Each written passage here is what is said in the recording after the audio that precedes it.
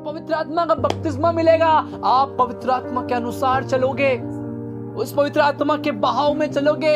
यहेजकेल को दूत आकर कहता है 1000 हाथ नाप और आगे बढ़। वो नदी में चलता है, पहले टहनों तक, घुटनों तक, कमर तक, फिर एक ऐसा समय आता है जब यहेजकेल डूबने लगता है। और ये एक प्रतीक है कि पवित्र आत्मा में हमको ऐसे ही चलना है। आज कलीसिया ना टहनों तक पवित्र आत्मा का वो भरपूरी लेकर चलते हैं। कुछ लोग घुटनों में आ गए तो खुश हो गए, अरे मुझे अन्य भाषा आ गया है, वाह। ये भी काफी नहीं है जब तक आप उस पवित्र आत्मा के बहाव में डूब नहीं जाते। जब तक आप डूबते नहीं तब तक आप इस पवित्र आत्मा के फ्लो में बढ़ते जाओ जब तक मैं डूब नहीं जाता।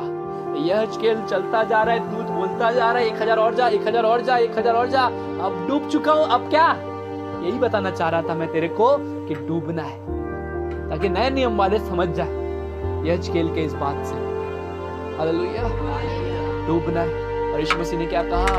उसके हृदय में से जीवन के जल की नदियां बह निकलेगी। और आगे पढ़ोगे तो लिखा है यह सब वो पवित्र आत्मा के विषय में कह रहा था। हालेलुया, बहुत हो गया टहनों तक, घुटनों तक भी नहीं। कुछ लोग तो घुटनों तक भी नहीं आए अभी तक, कुछ लोग टहनों तक है। मुझे अफसोस लगता है ये बात में, कुछ लोग टहनों तक है। टहने तक जो लोग है ना, वो लोग अपने मन के अनुसार चलते हैं। जब मन करेगा, जब सब कुछ अच्छा चल रहा है ना, तब उनका हालेलुया और गीत और ताली बजाना, प्रार्थना करना सब अच्छा रहेगा। जब उनके साथ कुछ बुरा चलता रहेगा ना, तब उनकी हालेलुया में ताकत कम हो जाएगा, उनके स्तुति करने में ताकत कम हो जाएगा, उनके हर एक बात में कमजोरी दिखने लगेगी, क्योंकि कुछ वातावरण कुछ खराब है। क्यों हो रहा है ऐसा? टहनों तक है पानी जो है ना, पवित्र आत्मा का जो स्पर्श पवित्र आत्मा से जैसा चलना चाहिए वो बस टहनों तक हो पाया। कुछ लोग घुटनों तक है। घुटनों तक का मतलब ये है कि ये कभी कभी पवित्र आत्मा में भी आ जाते हैं और कभी कभी संसार में भी आ जाते हैं। ये घुटनों तक वालों का है। कभी कभी थोड़ा अच्छा लगा तो प्रार्थना जीवन, वचन, संगति, आराधना, दुआ सब चलता है। फिर टहनों घुटनों तक है ना, फिर कूद के मिट्टी में दोनों जीवन जी रहे, वो तक नहीं चलेगा। जब तक डूब नहीं जाते, जब तक कोई दूसरा ऑप्शन ही नहीं है, तब तक पवित्र आत्मा के उस भरपूरी को अपने जीवन में मांगना है।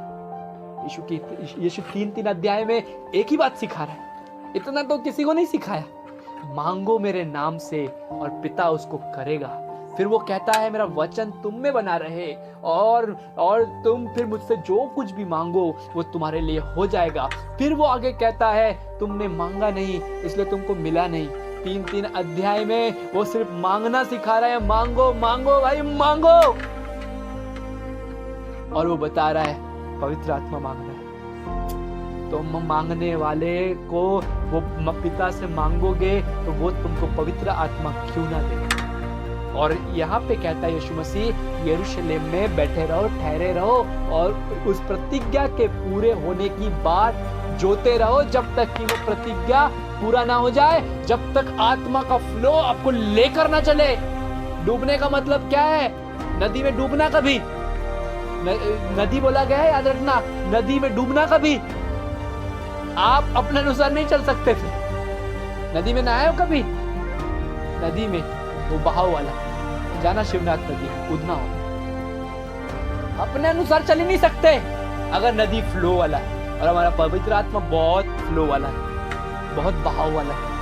उसमें कूदा ना, भूल जाओ फिर शशि कौन है। अपने अनुसार शशि चल ही नहीं सकता, तैर भी नहीं सकता।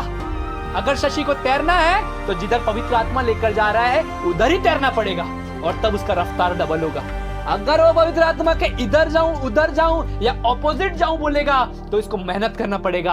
और आपको मालूम है रिजल्ट क्या है? कुछ भी नहीं होगा उससे, क्योंकि पवित्र आत्मा में जो डूब जाते हैं वो उनका फिर चलता, उनका बस ही नहीं रहता उनके जीवन में, वो आत्मा के अनुसार चलते हैं। हालेलुया। कलीसिया इन बातों को सीखे, आत्मा में खड़े हो जाए और पवित्र आत्मा में डूब के उस बहाव में डूबे और डूब कर पवित्र आत्मा के अनुसार चलने दे अपने आप को और उस फ्लो को पाए जो आपको अपने अनुसार चलाएगा, पवित्र आत्मा अपने अनुसार चलाएगा। हालेलुया। और प्रेरितों के काम उसके 2 अध्याय में फाइनली वो दिन आ चुका था जब पवित्र आत्मा लोगों पर उतरने जा रहा था। लोग बपतिस्मा पाने जा रहे थे।